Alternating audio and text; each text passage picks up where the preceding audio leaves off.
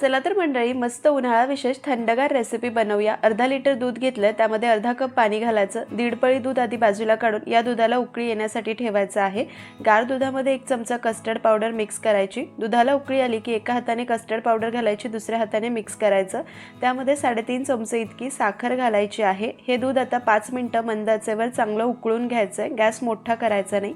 एक 5 मिनिटं छान उकळून घेतलं, मस्त क्रीमी झालंय। गॅस बंद करून 1-1.5 तास गार करायचं। कोमट झालं की फ्रीज मध्ये ठेवून द्यायचं। इथे 7-8 बदाम, 10-15 पिस्ता आणि 2 चमचे मगजबी 2 तास पाण्यामध्ये भिजवले होते। पाणी निथळून मिक्सर मध्ये पाणी न घालता वाटायचे। नंतर थोडंसं पाणी घालून स्मूथ पेस्ट करून घ्यायची आहे। दूध 1-1.5 तास फ्रीज मध्ये गार करून घेतलं। त्यामध्ये तयार करून घेतलेली ड्रायफ्रुट्सची पेस्ट घालायची। छान एकजीव करायचं। मस्त रोज फ्लेवरचं सरबत करतोय, त्यासाठी 4 चमचे रूअफजा किंवा रोज सिरप घालायचं। गार्निशिंगसाठी सुकलेल्या गुलाबाच्या पाकळ्या घालायच्या। मस्त रोज फ्लेवरचं मिल्क सरबत तयार।